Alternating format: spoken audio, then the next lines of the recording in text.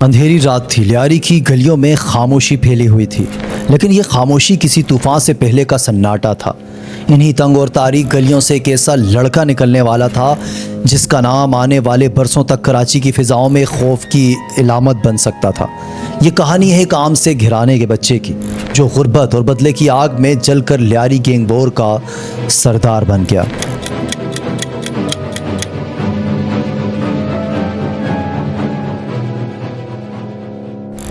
कुछ लोगों के लिए वो सरदार था, मगर दूसरों के लिए वो एक गैंगस्टर था जिसे लोग उज़ैर जान बलोच के नाम से जानते हैं। बने फिरते और मुझे मारने के लिए लोगों को पैसे दे रहे हैं कि इसको जान से मारो, इसको कत्ल करो।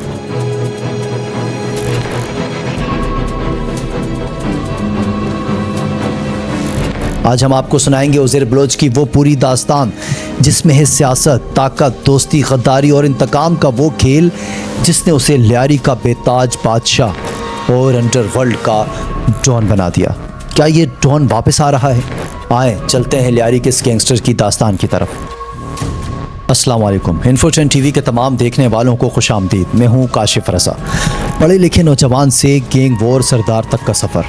उज़ैर बलोच कैसे लियारी गैंग का सरदार बना? उन पर 198 अफराद के कत्ल का इल्ज़ाम कैसे लगा? उनका किस सियासी जमात से राब्ता था? कितनी जायदाद है? नाज़रीन, ये कहानी है एक ऐसे किरदार की जिसने कराची की लियारी की तंग गलियों से निकलकर पूरे पाकिस्तान में खौफ की इलामत बनने तक का सफ़र तय किया।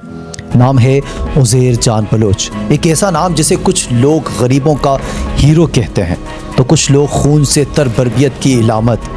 ये कहानी है गुर्बत, जुल्म, सियासत, ताकत और जराइम के ऐसे मिलाप की जिसने एक आम बच्चे को लियारी गैंग वॉर का सबसे ताकतवर सरगना बना दिया। उज़ैर बलोच 11 जनवरी 1979 को कराची के इलाल के लियारी सिंगुलेन मोहल्ले में पैदा हुआ। उसके वालिद फैज़ मोहम्मद बलोच, जिन्हें इलाके में मामा फैज़ू कहा जाता था, एक ट्रांसपोर्टर थे। उनके ख़ानदान की जड़ें ईरान के सूबे सिस्तान और बलूचिस्तान से थीं। उनके कई अफराद ईरानी शहरियत भी रखते थे।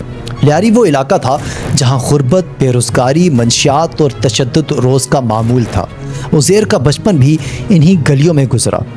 गोलियों की आवाज़ें आम सी बात थी। स्कूल की तालीम इंटरमीडिएट तक पहुंची, मगर हालात ने उसे मुकम्मल करने ना दिया। लियारी के इलाके संगुलेन का उज़ैर बलोच ग्रेजुएशन का तालिब इल्म था और वालिद के ट्रांसपोर्ट के कारोबार को आगे बढ़ाने में मशगूल था। साल 2023 में उज़ैर के वालिद फैज़ू मामा को लियारी गैंग वॉर के अरशद पप्पू ने अगवा के बाद कत्ल कर दिया। ये उज़ैर बलोच की ज़िंदगी का पहला बड़ा सदमा था क्योंकि घर का सहारा ख़त्म हो चुका था। ये वाक़या उज़ैर की ज़िंदगी में एक मोड़ साबित हुआ। गुर्बत और गुस्से ने उसे जराइम की तरफ धकेल दिया। इस वाक़े के बाद दूसरे मुसल्लह ग्रुपों के सरबराह अब्दुर्रहमान उर्फ डकैत ने उज़ैर बलोच को अपने साथ शामिल कर लिया। उज़ैर बलोच ने अपने वालिद की मौत का बदला लेने के लिए गैंग वॉर की दुनिया में कदम रखा। शुरू में वो छोटे मोटे काम करता, बत्ता इकट्ठा करता, गैंग के इशारों पर दंगे फसाद में शरीक होता और छोटे असलह के सूद पर। मगर असल तब्दीली उस वक्त आई जब उसका रिश्ता लियारी के सबसे बड़े गैंग लीडर अब्दुर्रहमान डकैत से जुड़ गया। 2009 में अब्दुर्रहमान डकैत पुलिस मुकाबले में मारा जाता है। उसके बाद लियारी का तख्त खाली हो चुका था। अब्दुर्रहमान डकैत के मरने के बाद लियारी का सबसे बड़ा सवाल ये था कि अब सरदार कौन बनेगा। फैसला हुआ कि उज़ैर बलोच ही इस ग्रुह की क़यादत संभाल लेगा क्योंकि वो अब्दुर्रहमान की बरादरी और कबीले से ताल्लुक़ रखता था। यूँ उज़ैर के हाथ में ताकत की बाग दौड़ भी आ गई। बाबा लाडला जैसे जंगजू सरदार को मारा मारी का जिम्मेदार बना दिया गया। उस्ताद ताजू और फैसल पठान जैसे लोग आगे लाए गए। ग्रुह के तमाम नुमाइंदे एक एक करके उज़ैर के ताबे होते चले गए। उज़ैर ने जल्द समझ लिया कि सिर्फ सियासत से ताकत नहीं मिलती, ताकत बंदूक की ज़ोर से आती है। यही सोच उसने एक एक करके पुराने जंगजू सरदारों को हटाया और अपने वफादार लोगों को आगे लेकर आया। पाकिस्तान पीपल्स पार्टी के साथ ताल्लुकात भी उस दौर में बदलते गए।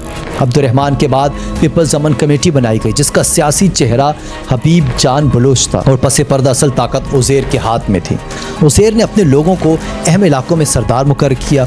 वसी लाखू को नया आबाद, बादशाह खान के बेटों को दरिया आबाद, फैसल पठान को बहार कॉलोनी में, यूँ पूरा लियारी उसके कंट्रोल में आने लगा। इसी दौरान MKM और उज़ैर के गिरोह के दरमियान इलाके और पत्ते की जंग छिड़ गई। उज़ैर का गिरोह MKM के जेर असर इलाकों में भत्ताखोरी शुरू कर चुका था।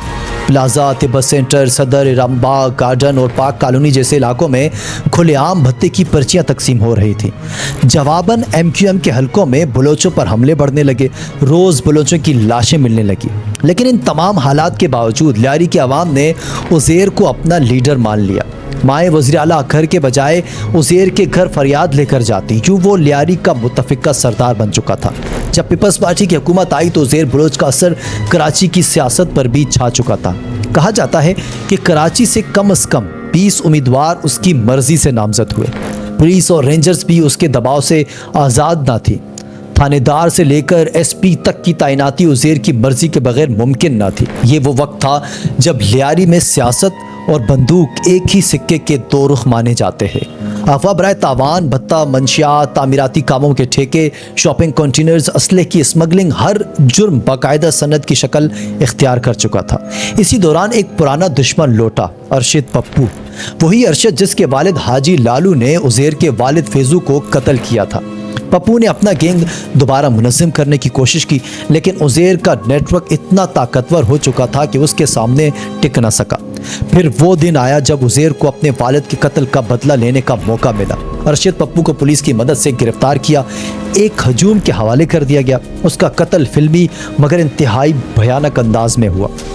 ये वो लम्हा था जब उज़ैर लियारी का बेताज बादशाह बन चुका था। अब न सिर्फ लियारी बल्कि कराची के बलोच बस्तियाँ जैसे कि मलीर, मुआजकोट, लियाकताबाद से खामोश कॉलोनी तक और जहांगीर रोड से दीगर इलाकों तक उज़ैर की गिरफ्त में आ चुके थे। उसके मुखालफिन में MQM के स्क्रीक विंग, अरशद पप्पू के बाकी बच जाने वाले साथी और गुफ़ार ज़करी जैसे वॉर लॉर्ड शामिल थे। लेकिन उज़ैर की ताकत सब पर भारी थी। उज़ैर ने सिर्फ गलियों पर राज नहीं किया बल्कि पूरी सियासत भी उसके हाथ में थी। पीपल्स पार्टी के कई रहनुमाओं के साथ ताल्लुकात कायम किए, जलसों में शरीक हुआ, सियासी जलसों को अपने आदमियों के ज़रिए महफूज बनाता रहा।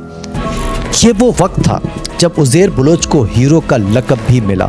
कुछ लोग कहते हैं कि वो गरीबों को राशन देता था, इलाकों में सफाई करवाता था, लोगों की मदद करता था, लेकिन दूसरी तरफ वही शख्स मुखालफिन को बेरहमी से कत्ल किया करता था। सबसे बड़ा झटका उस वक्त लगा जब 2016 में उज़ैर बलोच को गिरफ्तार किया गया और उस पर GIT बनी। उस GIT रिपोर्ट में ऐसे इंकशाफात सामने आए जिसने सबको हिला कर रख दिया। रिपोर्ट के मुताबिक उज़ैर बलोच और उसके गैंग वॉर ने 198 कत्ल किए। उनमें गैंग वॉर के मुखालफिन, सियासी कारकुन, पुलिस एहलकार और आम शहरी सब शामिल थे। वो भत्ताखोरी, मंशियात, तजारत, असलहा, स्मगलिंग और ज़मीनों पर कब्ज़ों में बरह रास्त मुलव्विस रहा। लियारी गैंग वॉर के सरगना उज़ैर बलोच के ख़िलाफ़ दर्ज मुकदमात एक एक करके ख़त्म हो रहे थे। उज़ैर बलोच के ख़िलाफ़ 2004 में कत्ल केस से शुरू होने वाला सिलसिला 2014 में मजमूई तौर पर 61 संगीन मुकदमात पर थमा। इस दौरान उज़ैर बलोच के ख़िलाफ़ लियारी ऑपरेशन, रेंजर्स एहलकारों के कत्ल, अरशद पप्पू कत्ल केस, पुलिस थानों पर हमले और अगवा बराए तावान समेत दहशतगर्दी के हाई प्रोफाइल मुकदमात दर्ज हुए। अब उज़ैर बलोच के बाहर आने का रास्ता आहिस्ता आहिस्ता साफ होने लगा। इस बात का अंदाज़ा लगाया जा सकता है कि 2020 से अब तक उज़ैर पर 41 मुकदमात में वो बरी हो चुका है। ठोस सबूत और शवाहिद ना होने और गवाहों की जानिब से शनाख्त न किया जाना मुकदमात ख़त्म होने की सबसे बड़ी वजह बनने लगा। दस्तयाब मालूमात के मुताबिक लियारी गैंग वॉर के सरगना उज़ैर बलोच के ख़िलाफ़ 2004 में मुकदमात दर्ज होने का आगाज़ हुआ और 2014 तक मुकदमात की तादाद लियारी के मुख्तलिफ थानों में 61 तक जा पहुँची थी। कमाल की बात यह है कि पाकिस्तान के अदालती निज़ाम में सबूत की कमी और गवाहों के डरने की वजह से वो कई मुकदमात में बरी होता चला गया। रिपोर्ट्स के मुताबिक वो तकरीबन 41 मुकदमात में बरी हो चुका, यानी दर्जनों कत्ल और बड़े जुर्म के बावजूद अदालतों ने शवाहिद ना होने पर उसे बरी कर दिया। 2016 में हसास इदारों ने उज़ैर बलोच को गिरफ्तार किया। गिरफ्तारी के बाद तफ्तीश में उसने ईरान के साथ ताल्लुकात का इंकशाफ किया। एक फ़ौजी अदालत ने उसे 12 साल कैद की सज़ा सुनाई। इल्ज़ाम था कि वो ईरान के लिए जासूसी कर रहा था। उज़ैर बलोच के सासों का भी इंकशाफ सामने आया। लियारी में बड़ी हवेली, दुबई और ओमान में प्रॉपर्टीज़, बैंक अकाउंट्स जिनमें गैर मुल्की करेंसी तक शामिल थी। ये सब कुछ उसकी भत्ताखोरी और गैर कानूनी कारोबार का हिस्सा समझा जाने लगा। लियारी की वो गलियां जो कभी उज़ैर के इशारे पर चलती थीं अब पुलिस की निगरानी में है। उसके साथी टूट फूट गए, कई मारे गए, कुछ ने नई पनाहें ढूंढ ली। उज़ैर बलोच आज भी कैद में है और कई लोग सवाल करते हैं क्या वो कभी वापस आएगा। उज़ैर बलोच की कहानी एक हमें सबक देती है। गुर्बत, नाइंसाफ़ी, सियासी सरपरस्ती और कानून की कमज़ोरी ने एक आम लड़के को खौफनाक गैंगस्टर बना दिया है। वो लियारी के बहुत से लोगों का हीरो बना तो बहुत से के लिए विलन, और उसका नाम आज भी कराची वालों के लिए खौफ की इलामत समझा जाता है। आज की इस रियल गैंगस्टर स्टोरी में आप क्या कहना चाहते हैं? कमेंट में जाएं, अपनी राय दें और हमारे चैनल को भी सब्सक्राइब करें, क्योंकि हम आपके लिए लाएंगे इस तरह की रियल कहानी। मुझे इजाज़त दीजिए, फिर होगी आपसे मुलाकात। अल्लाह हाफ़िज़।